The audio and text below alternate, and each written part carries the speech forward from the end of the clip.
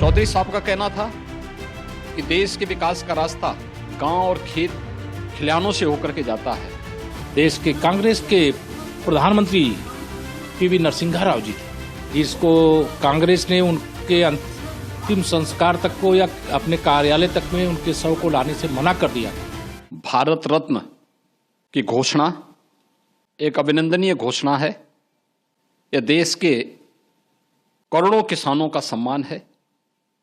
उत्तर प्रदेश के लिए यह और भी अभिनंदनीय है, क्योंकि चौधरी साहब उत्तर प्रदेश के मुख्यमंत्री के रूप में भी उन्होंने अतुलनीय सेवा उत्तर प्रदेश को दी।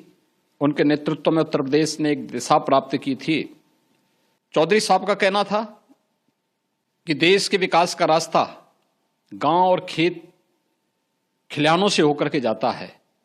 चौधरी साहब की इस उक्ति को प्रधानमंत्री मोदी जी के नेतृत्व में आज सार्थक किया है और यह आज एक नई ऊंचाइयों पे पहुंच रहा है, जब चौधरी साहब को देश के किसानों और देश के अतुलनीय विकास के लिए, उनकी सेवा के लिए आज भारत रत्न से सम्मानित किया जा रहा है। मैं इस फैसले का स्वागत करता हूं और चौधरी साहब के प्रति उनकी स्मृतियों को नमन करते हुए विनम्र श्रद्धांजलि भी देता हूं, जिन्होंने आर्थिक उदारीकरण की नींव डालने का काम किया।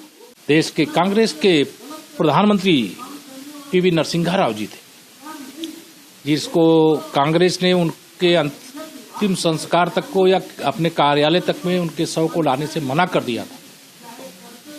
जो परम विद्वान थे, कई भाषाओं के ज्ञाता थे और देश को आगे बढ़ाने में उनकी जो महत्वपूर्ण भूमिका थी उसका सम्मान करते हुए जिस प्रकार से उन्हें भारत रत्न देने का निर्णय आदरणीय प्रधानमंत्री जी ने लिया है, उसका भी मैं हृदय से स्वागत करता हूं और बहुत बधाई देता हूं उनके अनुयायियों को, उनके समर्थकों को।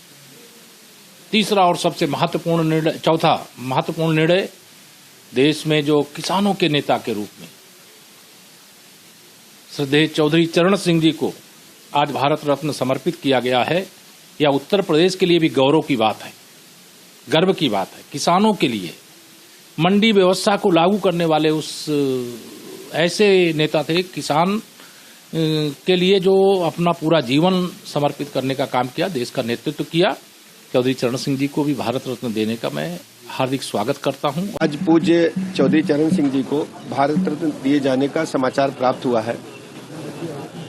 चौधरी चरण सिंह जी भारत के बड़े नेता थे और खासकर किसान उनको अपना परिवार का सदस्य मानते थे।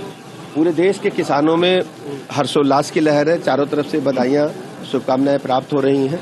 मैं ऐसे अवसर पर माननीय प्रधानमंत्री नरेंद्र मोदी जी का हृदय से आभार प्रकट करता हूं और पूरे किसान समाज को, पूरे देश के किसानों को, खासकर उत्तर प्रदेश के किसानों को बहुत बहुत बधाइयां और शुभकामनाएं।